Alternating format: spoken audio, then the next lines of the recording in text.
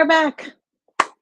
Here we are, back again. Mike, if you are there, which I kind of see that you are, you need to turn on your camera on your side.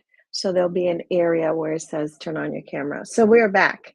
So hopefully this is going to work for us now. And I wanted to remind you that here at Lily Sin Barreras, we were absolutely, I created Lily Sin Barreras with the absolute desire, dedication to remove barriers. But I don't think anything in your life does not affect your mental health. And I think that in this month, where we're bringing to light the necessity, the desire, the worry, the concern of people to bring to the light that we must talk about suicide prevention. I also would like us to take the opportunity and talk about the misinformation that we have. And Mike, your camera is off.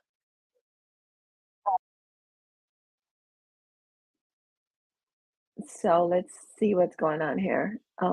Let's see if we can give you access to. Oh, now I got you. Don't worry. So in a few minutes, we're going to bring on Mike. Mike, can you see me? I can see you. Just nod. Let me know. Okay, good. So Mike and I are going to talk. I mean, I love Mike. I respect Mike. We have walked a journey together. We've walked our own journeys. We continue to walk our own journeys for obvious reason. It's so important for us to talk about mental health. This is the month that many have dedicated and want to talk about suicide prevention, but suicide prevention can only be the final destination for a lot of people, right? And suicide. But we need to talk about all of the things that bring people to even think of that as an option. So I hope that you all will consider, if you have small children around, this might not be a topic that you want your little ones um, hearing, or you're not ready to have this discussion with them. If this is a trigger for you, I urge you not to watch it at all. Not to watch it at all. So here we go. So we're going to bring on Michael, and we're just going to have a conversation that is so important to me. And I think we've moved away from doing just that. Hi, Mama. How are you? I think that there you are, Mike. We're going to get this going soon, soon, soon. The camera's going Hello, how is everybody? to, hi, bud. Soon the camera's going to decide what it wants to do with both of us. So there we go. And it will. Mike, you can start by telling people who you are. For those of us, they hear me talking about you all the time, so they're wondering, where did he come from?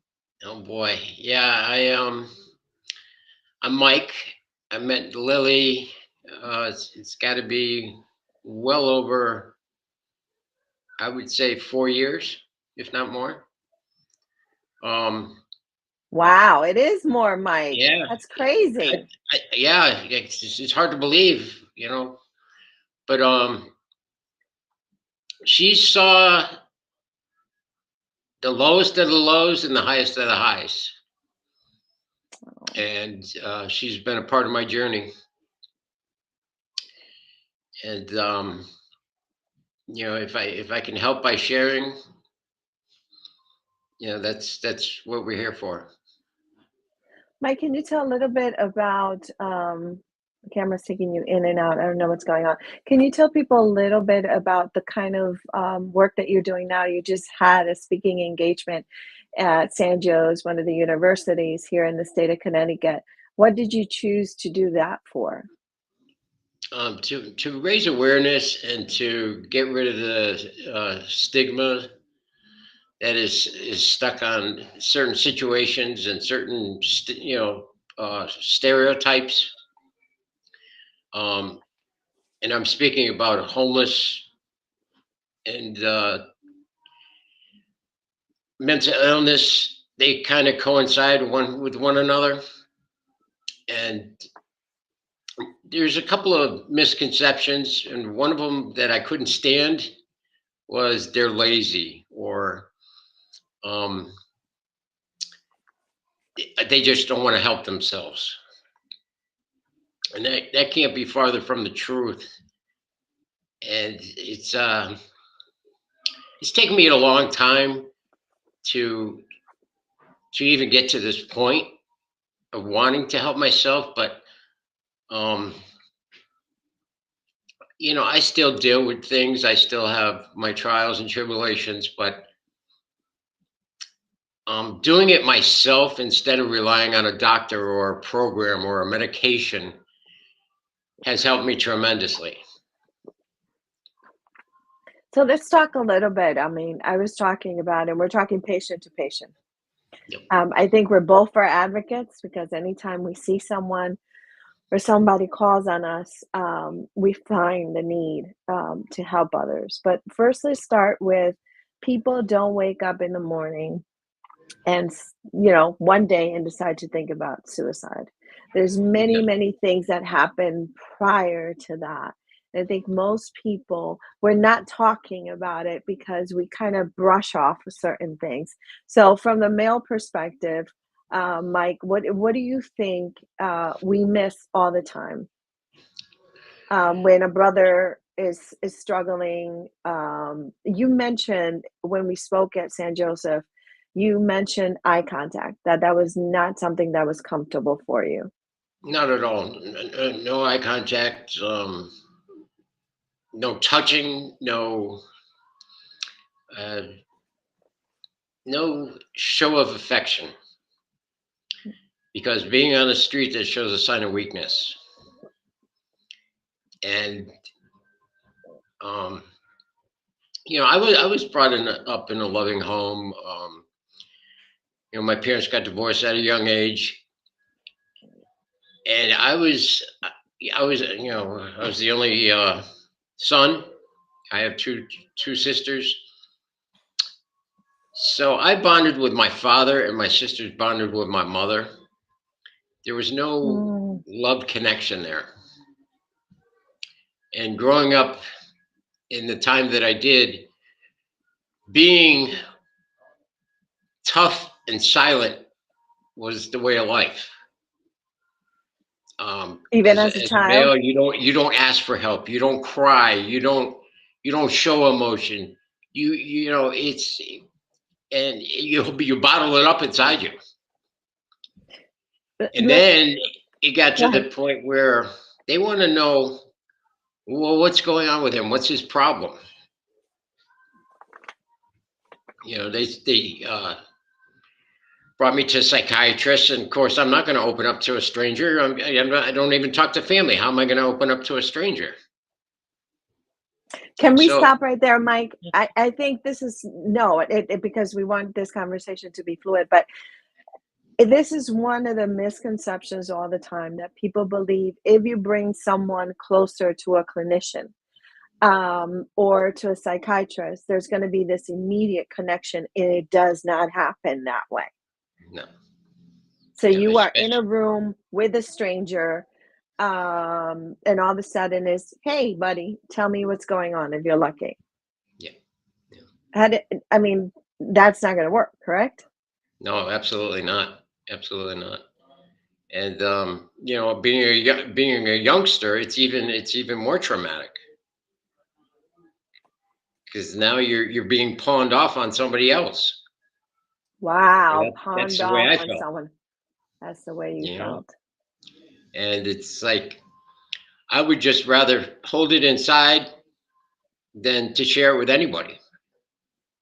Yeah, And then it got to the point where I'd have to self medicate for that. At a very young Do you want age. do you want to tell people what self-medicating meant to you or means to you? Self medicating to me was drugs and alcohol, Mhm. um, isolating, uh, sleeping a lot, just avoiding society, family, friends, hobbies. He lost his connection.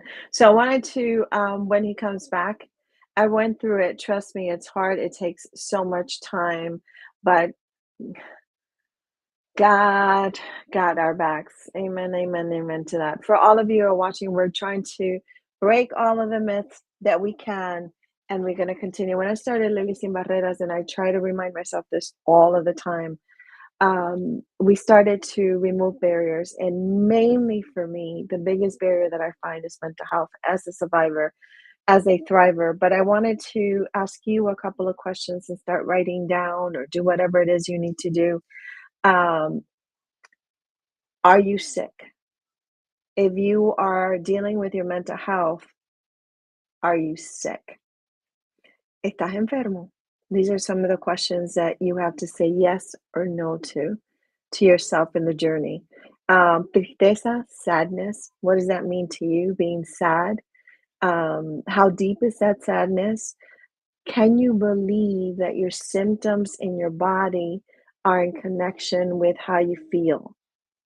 Okay. Can you believe that? Can you trust the thoughts that come into your mind? How much truth do they have to them? Can you sit with your feelings? Can you not sit with your feelings? So, all of these things I think we don't talk enough about. And so, one of the reasons it's so difficult for me sometimes to see so many people lost, um, because they have been told all kinds of information. This is how you handle it. This is what you're supposed to say. This is how you open up to people. This is how you look for work. This is how you look in work that you have to do. No one can do it for you. This is how. The problem is that doesn't work for everybody. So there's not the only way. Meeting a therapist doesn't always help. But what does help is when you find the resources that work for you, when you're able to sit here and talk about a person that you trust. I think it's so valuable to have trusted sources, trusted people, and they may look very different to you, and they may look totally different than what you expected. But there's not only the clinical component. We have in our communities um, found ways to hide, shelter, deny, pretend, and we're not even aware. We're not even aware that we're struggling at times. So, what does your mind tell you? I ask you to really think about this. What does your mind tell you?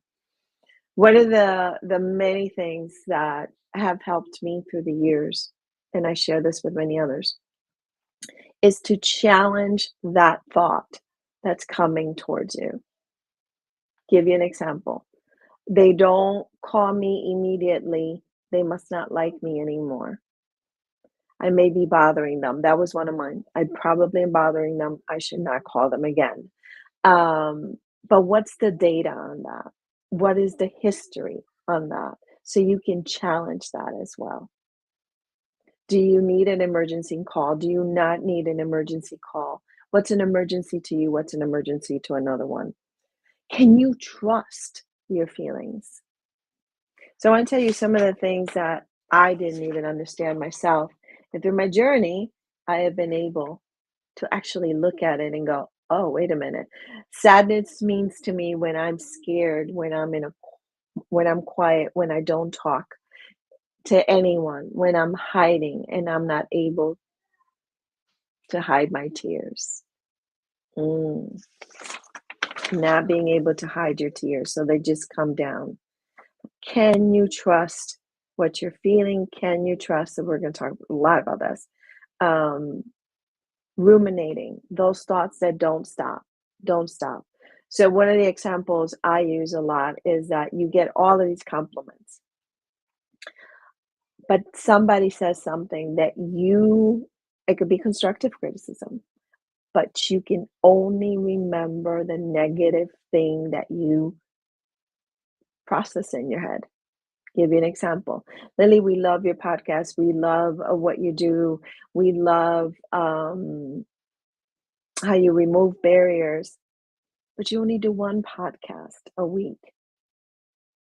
So do I stay with, "Oh my god, I'm not doing enough. They said I'm not doing enough."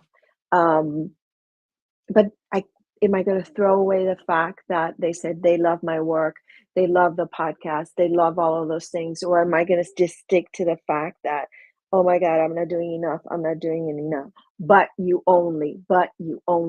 So words come differently, um, to all of us, so we have to challenge that.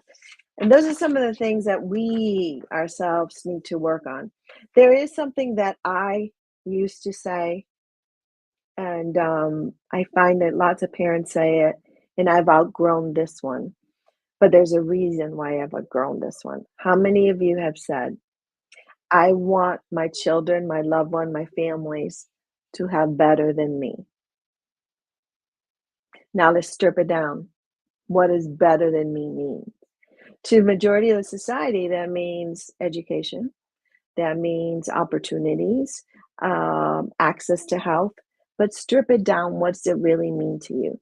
To me, was safety. I wanted to feel safe. And because I wanted to feel safe, I wanted my daughter to feel safe. I want my granddaughters to feel safe, to feel free. And safety for me is to feel free also, to dance in the living room like I was able to do in my grandmother's um, house, to not be ridiculed by everything that I did. And you take somebody's dreams and you just crush them that way. I wanted to do the opposite, was to elevate. But the real reason was that is because I had gone through some stuff that I did not want my kid, my kids, and my grandchildren to go through. But you could just say, I want better for them. But what's better mean? So we can make other mistakes. We hide every feeling we have from our kids. We never talk about money. We never talk about money. That's eso no es cuestión de niños, de eso no se habla, so on and so forth. Um, and our kids don't learn all of those things. We also shut down emotions, right? Boys don't cry. Girls can cry, but up to a point. If you're in the business world, you should not be crying at all. If you're a strong woman, you can't cry. What do tears really mean? I have seen people who identify themselves as specialists, as the gurus in this area, and I've heard them say to people, uh, you need to cut out the crying. And so it is very difficult sometimes because we're receiving them. What I feel that way sometimes. How do we feel? So I want to strip in this podcast specifically. I want to strip, and I'm going to do more of them, and you can sign up for them. I want to strip the myths. I really want to work on them for all of us. But when we talk about suicide prevention, and when I hear this, I always go back to Kathy Flaherty when she said, I wish we could give more reasons to live, right? Doesn't that sound incredible? We want to give reasons to live, to stay on planet Earth with the rest of us, in my belief into God calls you. But it gets really, really dark for people. So we need to talk about some of that stuff. Why does it get that dark? How long does it take people? Here's some of the things that I will tell you honestly. It is very difficult for people to understand how their own brain works, right? Um, oh, thank you. Thank you, thank you, thank you, thank you. I think that's Michaela. Yes, Michaela. Um, we have to understand how our brain works, right? But we can't understand that because we've never had the real training to understand how that works. And sometimes we're cared by other people that have less training and generational and generational. And I know a lot of people, and my parents, in my belief, did what they could. And then I became an adult and I had to do what I needed to do. I needed to do. And I hear from teenagers all the time and from young adults their attachment to the illness of whatever they lived through. So I'm gonna walk you through that a little bit. The attachment to the illness. There, for the past couple of years, I've been challenged with the whole thought of because is my mom, because is my dad, because is my mom, because it's my dad.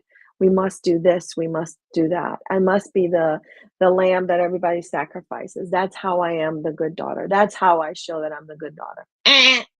I'll tell you right now, it doesn't work.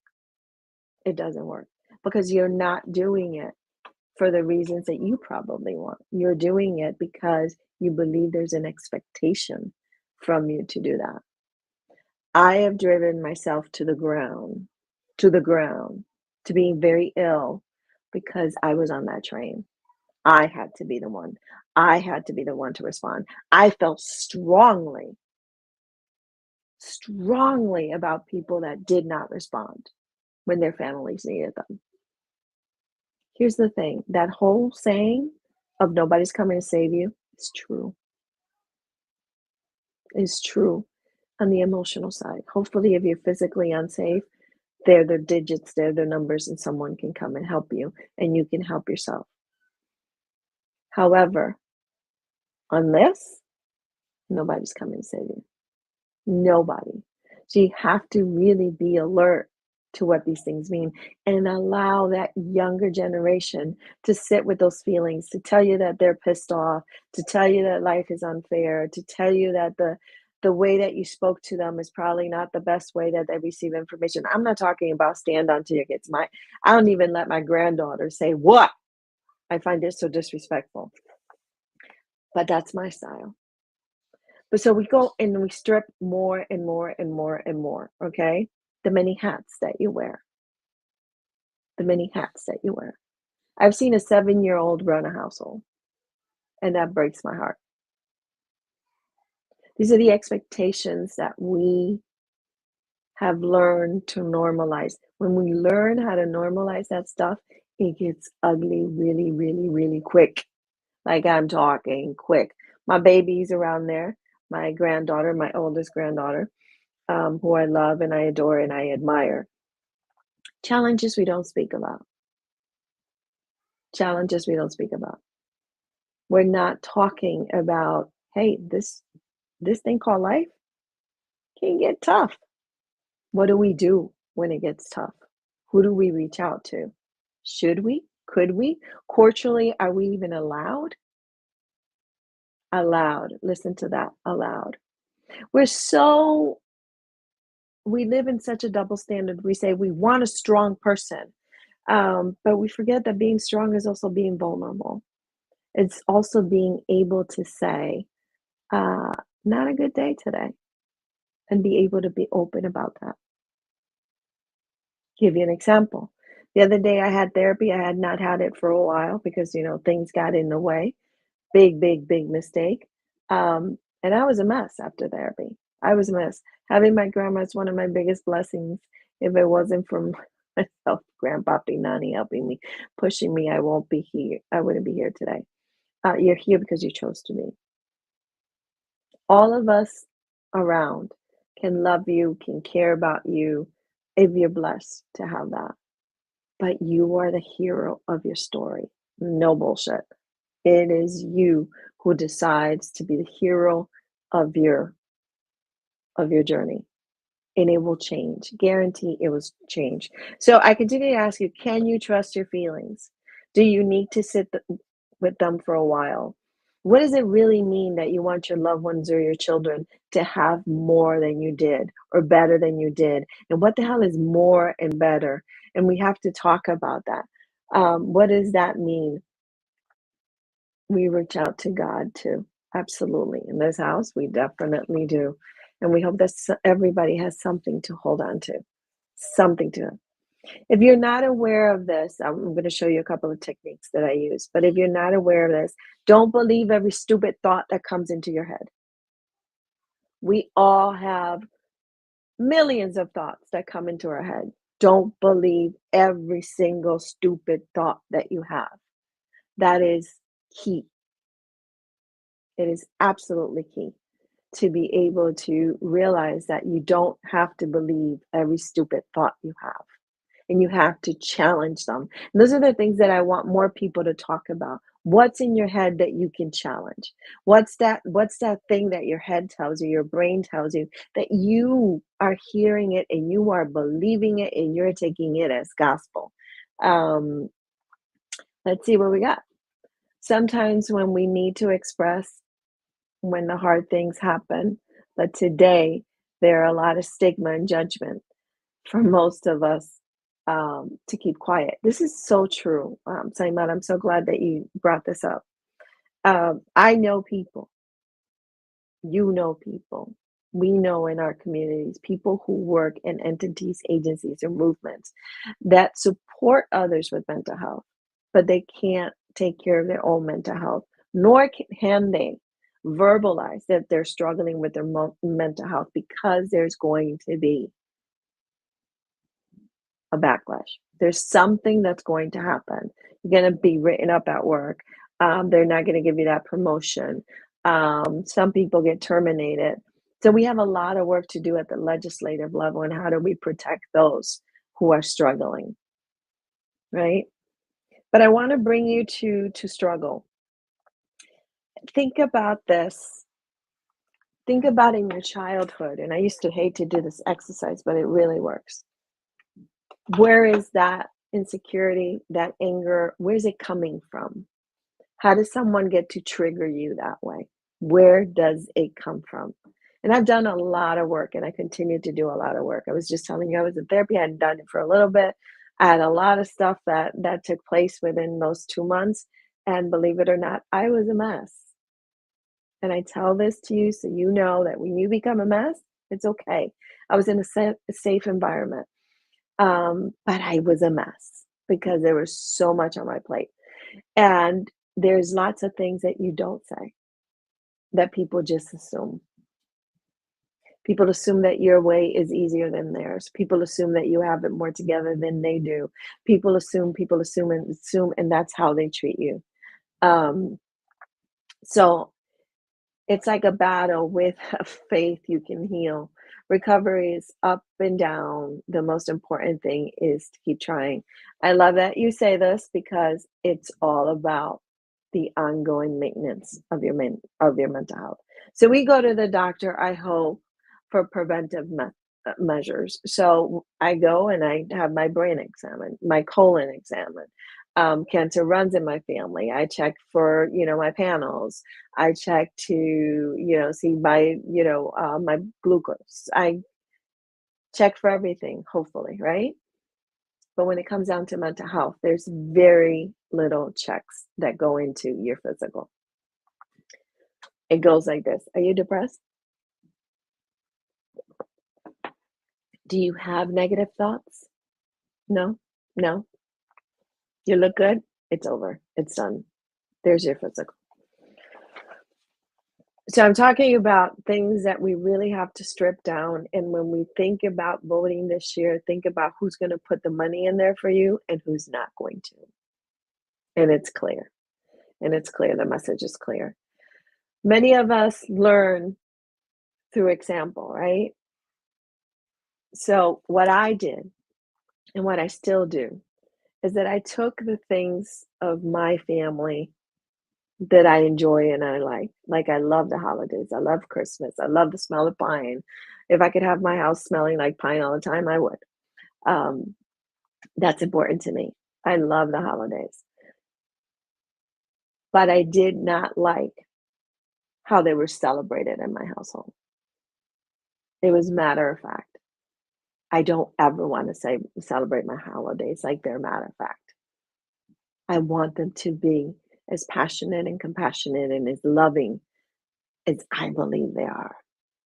So I took the holiday, right, for me, Three Kings Day, Christmas, Thanksgiving, whatever other holiday. I know some families who've made up their own holiday, which is I find incredibly powerful. Okay.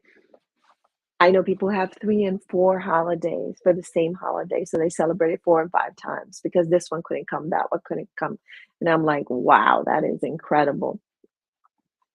However, There is CBT, there's DBT, there's cognitive behavior, there is ECTs out there, and we'll have a whole program on that, a whole podcast.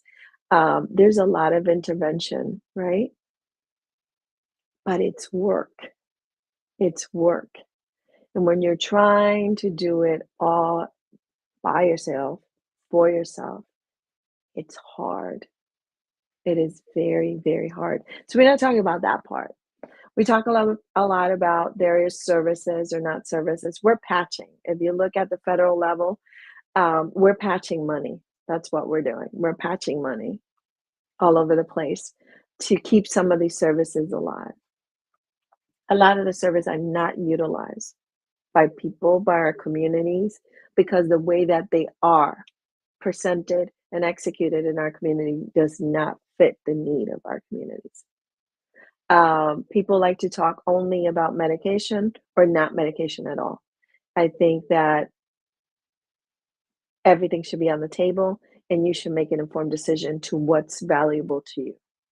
Everything should be offered to you, and you're the one who decides what's valuable and what's not. Finding the right treatment for you is a unique process. We have common symptoms that we may confront: the frustration, the anxiety, the why can I not get it together, my memory. I have no energy to do anything today. You barely make it through the day. Go home if you're lucky to have a home and just crawl into your bed. End the story. And nobody thinks anything of it, right? Because that's how you work. That's just her personality. It's a lot to question. One of the my favorites is, "I'm good. I'm okay." I hear a lot of people say, "This too shall pass." Yeah, it will. Everything in life is going to. What happens in between, before it passes, is what we really need to look at, what we really need to invest in, okay? Again, I wanna hear from you guys. Can you trust what you're thinking? And I would ask this of anybody, of anybody, of anybody. Can you trust what you're thinking? Were you ever in a place where you look at yourself now and go, "Damn, I was so wrong about that"? Can you say that to yourself? Can you forgive yourself? I love when people say, and I love this, "Would you treat a friend like you treat yourself?" I'm fine, that's another one. Would you treat a friend like you treat yourself? Well, it depends how you would treat your friends, right? But most of us would not. I'm fine, that's another big one. That's a huge one. I'm fine. It's all good. And sometimes we need the protection, sometimes we need the space, um, to process. And some of us do say that as that. Other people say it just because they don't even believe that you are going to be, or people are going to be interested in what they're going through. And this is very difficult and very challenging for people. And it leaves such a bad taste in people's mouth. And that's when things start getting really, really, really dark, really dark. So I want to answer some of the questions that I've gotten through time, and I will invite you to my toolbox, as I like to call it. I do not answer, and you've heard me say this, I don't know how many times. I do not answer emails if I'm angry. Um, it takes a lot to trigger me, a lot to trigger me. I have worked really hard on boundaries. How many of you have worked on boundaries? And boundaries to you may be different to me, completely different. So that's why you have to check in with folks and see where their boundary is if you're not clear where it is. I have someone I care for very much who's not slept in a couple of weeks. I'm really concerned for them. And I said, I'm going to stop harping now. And they said, "You're not harping. I know you love me." Because sleep is so important. so important for your brain. That's scientifically proven. Look it up and you will find it. We had a couple of doctors who's been on the podcast before and have been able to bring us to that. The things that we can't return. We miss the present by being in the future and being in the past, being in the past and being in the future.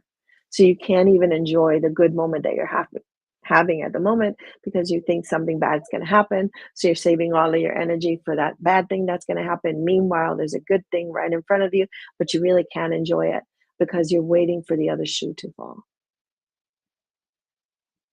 That's also part of the training. That's also part of the discovery for yourself. How do you stay present? And I'm not a fan of radical stuff. So this is the only way that you do it.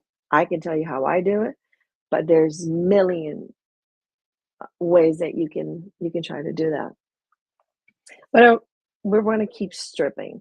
Many of us have thoughts and feelings that are not ours now, that belong in the past, but somehow we've dragged them in to our present and we didn't even realize it. So remember what I'm trying to tell you. Some of us, can anybody follow that? Some of us have stuff in our past. You have no idea that you're doing it, and it's part of your present. Like sacrifice. Sacrifice. I must sacrifice. I must sacrifice. I'm being selfish. I'm not being thoughtful. Oh my God. How am I going to pull all of these 300 things? And you never ask for help. Um, Here's a good one. Fight mode. Yes. Survivors are usually in fight mode. Let me punch first so I have a better chance. Survivors are usually in that mode. How many of you are able to sit with your feelings? Like really sit with them and be uncomfortable with them? I know folks who need to listen to something all the time. They need to have music all the time. They need to have their brain stimulated all the time. I don't. And that's very odd for people because everybody identifies me as an extrovert. And I'm right in the middle. I'm right in the middle. I can enjoy silence. I like silence. But for a lot of people, that's not possible. That's not possible. A part of their coping skill literally is sound. My mother, even though she's cleaning a house or and doing something else, the TV has to be on. The TV always has to be on, which is, if it's me, it drives me insane. But she needs to have that TV on. So I have to remove myself. We don't live together. She lives in Puerto Rico. I have to remove myself because I can't shut off her TV. That's her TV. That's her house. But what do you do when you're allowing other people to take over your mental health? So I want to give you that one. I'm going to throw that one at you because we're going to continue these podcasts. What do you do when you're giving control to someone else? You always watch what someone else wants you to watch. You always do what someone else wants you to do. You never fight for what you really want, because that would be selfish, and nobody wants to do that, right? God forbid. Dang. Um, what do you want? That's such a big question. Peace on earth. What do you want? To me, the question is, what do you need at the moment? What do you need? The what do you want is a lot bigger, right? It's larger. I want to become fill in the blank. But what's the work you have to do in between that to get there? What is the work that you must conduct in your life to be able to get there? And we're going to get to more tools. As I speak to you tonight, I got word of someone else who's in critical condition because they felt that they didn't want to be here anymore. And when I got the information, people asked me to call a family. And I said, why am I the chosen one? And they're like, because you know how to deal with that. And so my response for the first time was, I think it's time for you guys to learn how to deal with that as well. And they were not happy with me because if you don't experience it, you're not going to get good at it. And nobody wants to get good at this. But people need your kindness and they need you to be able to be there when horrible things happen, as well as when good things happen. And they happen to all of us. To all of us. The question is, are we creating spaces and are we developing people to be there? Trauma, absolutely. Trauma is really, really, it's something that for me is super, super dramatic. Is I cannot deal with child abuse. I'm ill equipped. I don't see how anybody would abuse a child. I'm not the person. So don't call me. I have no good advice when it comes down to that. And do you know why? Because I was that child. So no, thank you. But I will refer you to someone else. I will refer you to someone else. And sometimes people say, no, but I want to talk to you. And I'm like, trust me, I am not the right person. I may cause more damage than healing because I feel very strongly about this particular topic. And I am not a non biased party. I am definitely someone who feels so strongly about it that you should not have me around this topic. If you're trying to get um, some type of healing, some type of understanding, some type of mercy for someone who abused their child, I'm not the right person. And I say this to people. Now, as you hear me say no, know of the consequences of being kind. My husband introduced me to the philosophy of, the Stoic philosophy, and I love it. It's not a religion, it's philosophy. Okay, so muy diferente. But I heard this video and it just blew me out of the water, and I thought, oh my God, science has been saying that forever. Kindness can hurt you. Did you know that? No, it can. If you're always the person that feels that you need to be the one, you need to be kind, you're overly kind. Let's not confuse that with narcissism. A lot of people like to be kind so then they can take credit of it, and it's just a whole different mess. That's, the narcissists out there going, look at me, I did it, look at me, I did it, look at me, I did it. That's a whole different ballgame.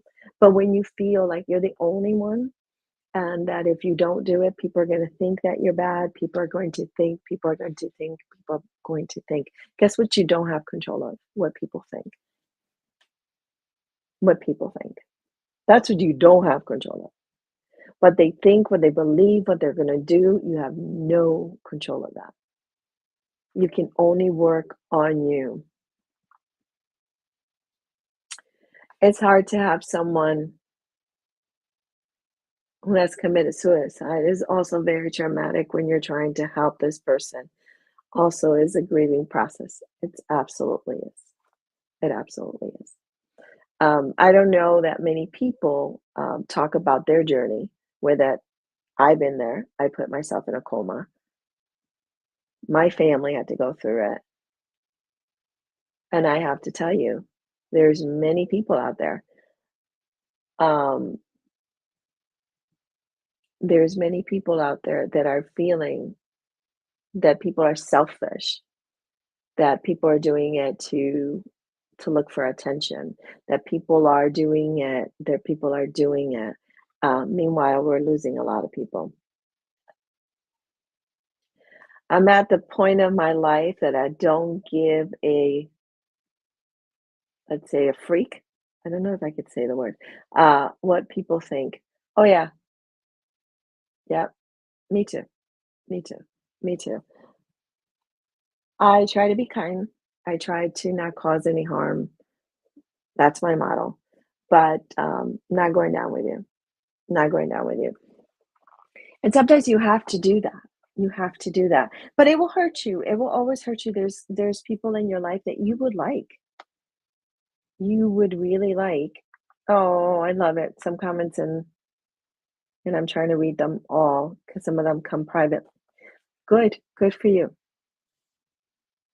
Good for you. If the non putting attention in what other people think is healthy for you, or is it, I don't give a freak because I can't deal with it? So those are the questions that I would ask people all the time. And when people come to my trainings and my workshops or my Zooms or whatever it is, that's what they're looking for. They're looking for skills on how do I do this? How do I learn how to say no? How do I learn how to say yes? How do I learn to be around people? I have social anxiety. How do I learn? And I do this patient to patient. So if you know a loved one, or you know someone, and I don't mean family. Every time I say a loved one, people say, well, you're talking about family. No, I'm talking about somebody you care about. Okay. It's okay to have those feelings. It's okay to say, I don't give a damn. It's okay. The problem for me is, and these are the learnings, is where does it come from? Where does it come from? Am I angry? Am I sad? Am I truly at peace? Peace. I don't hear enough people talking about peace and the value of it. But putting yourself first, and I love this. I hear a lot. There's a lot of sexiness around. Put yourself first. Take this course for $45. Some of them are really good, actually. Read this book. Do this, do that. And it's magic. They're lying. There's no magic. They're tools, but there's no magic to keeping yourself healthy. They're tools. There's no magic. There's no magic. And the little time that Mike could spend with us, and hopefully he can come back and we can talk um, more. But when you are suffering, when you are having a difficult day, when you're having a month, when you think, Coño, I don't want to do this anymore, that is very difficult. And there's not a magical way to make that go away. Now, let me give you this. Me, myself, it took 4 years. There's people in here just like me who have a brain injury. But before all of that happens, there's a reason why your brain has been injured. Some of us don't even know what that reason was, right? Many of us do know. And when you think about it, what can harm your brain? Even trauma that's not physical harms your brain. Um, it's up to you. It is up to you. It is up to you what works for you, what does not work for you. And it's okay to say that. The one thing I would say about this is because we don't talk enough about it's a journey and it's about maintenance for a lot of us.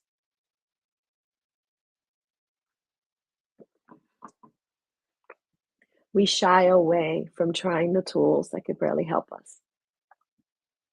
And we keep spinning our wheels all the time about what does that mean? What can I do about it? What can I do about it? But action, it requires action. It requires action. It requires getting out of the bed. It requires taking a shower. It requires playing with a child. It requires whatever it does that brings you joy. Here's the sad one. Have you ever felt that you don't even know what brings you joy?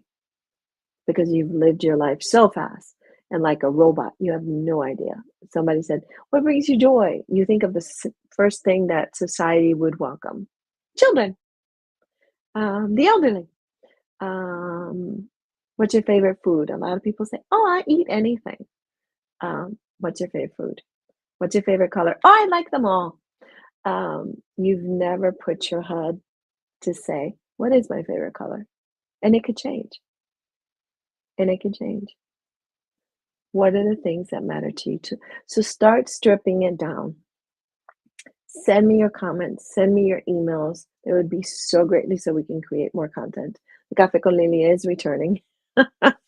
Um, People have asked me for it. But in my world of wisdom, in my world of falling down, in my world of advocating for others, in my world, I would tell you this. Weather has a big impact. Nutrition has a big impact. Support has a big impact. And I'm talking about healthy support. So let's run down a couple of minutes that we have of the things that people tell you that are not helpful. You guys can chime in at any time.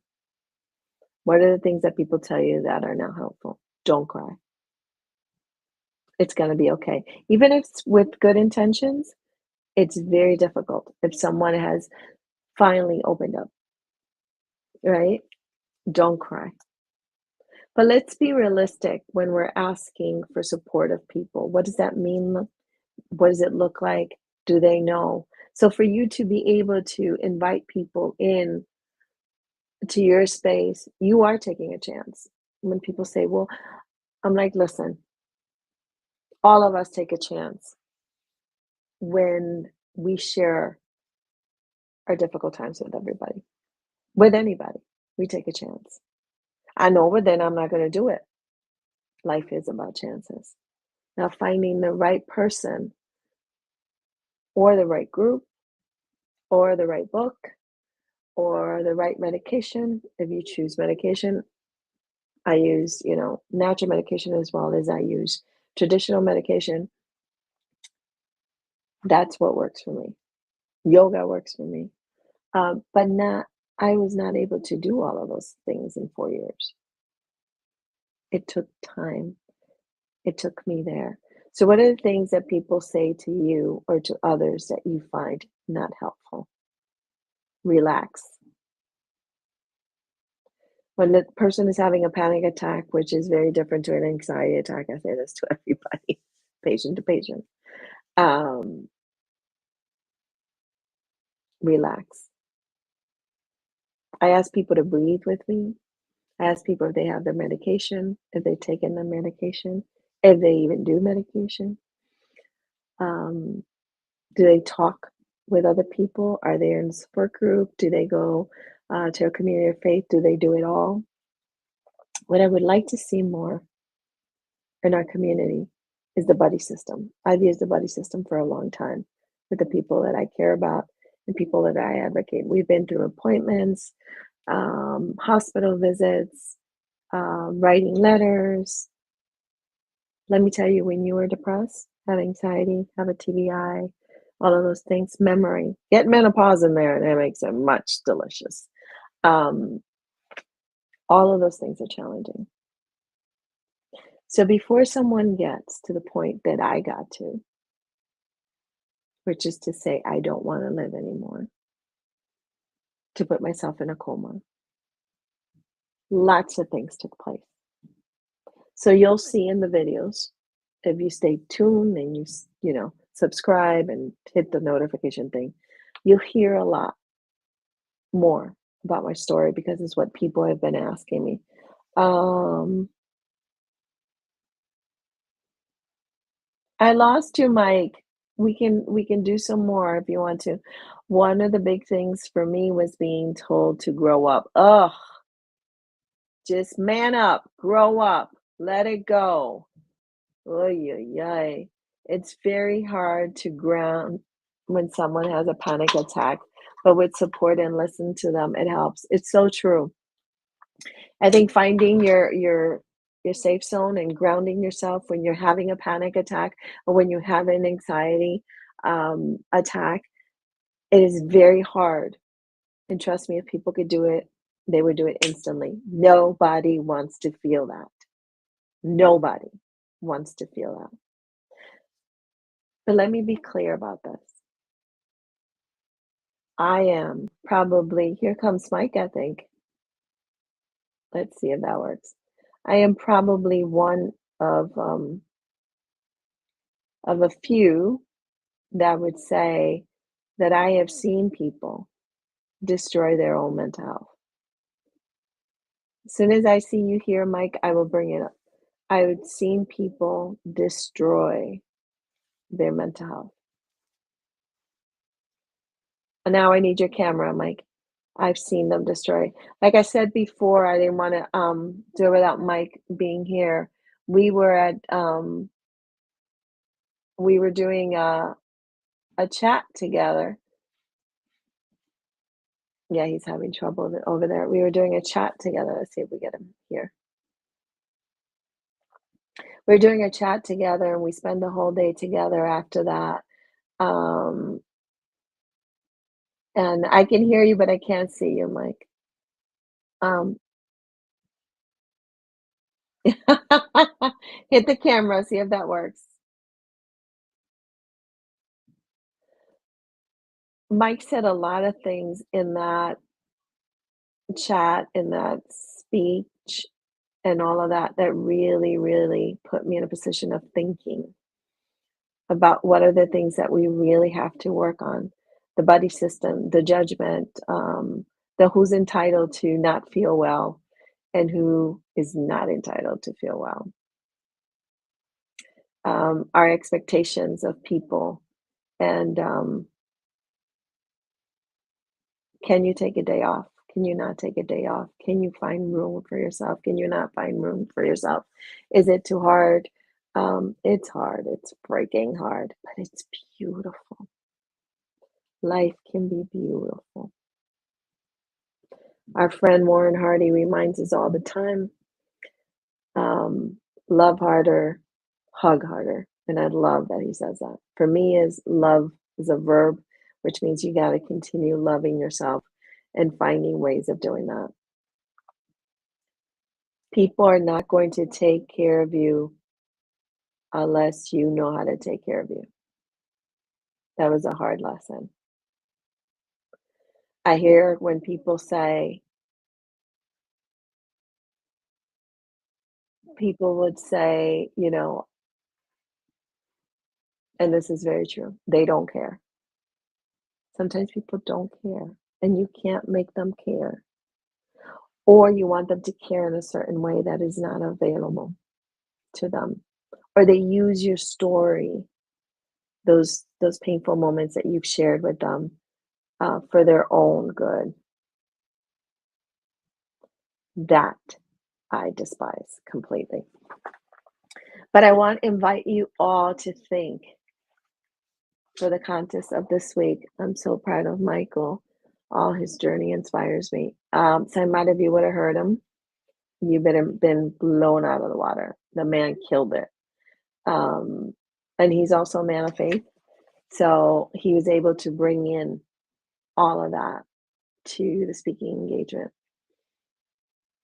So my voice being hoarse, that has all to do with, all the tears that I cried yesterday because I needed to. I just needed to. So to be on the podcast, you just have to write to me and let me know that you want to be on the podcast. Next Thursday, uh, we're counting on John Cruz to have him on. And he produced with someone else a beautiful movie about mental health and the journey of a man. So I think we need to admit that we travel this world differently. And what does mental health mean for somebody? And what does mental health mean for someone else? Why are we so afraid of it? Why do we dislike it so much? Um, and what do we do to keep ourselves healthy? Listen, depression doesn't look sad all the time. I say this to people because they will say that person doesn't look sad. They say they're sad, but they don't look it. Um, they say that they're anxious, but they don't look it. They say that they have a brain injury, but they don't look at um, what do they need to look like. Oh, I saw them dancing on Monday, and then on Wednesday they were super depressed. Welcome to the roller coaster. Now, if someone is not doing something to help themselves, it is not your job to take it over. Hard lesson. It is still a hard one to practice for me. What people tell you and sometimes what they desire and what they do are two different things, three different things at times. It is not your job to do that. And I know it's hard when we love people.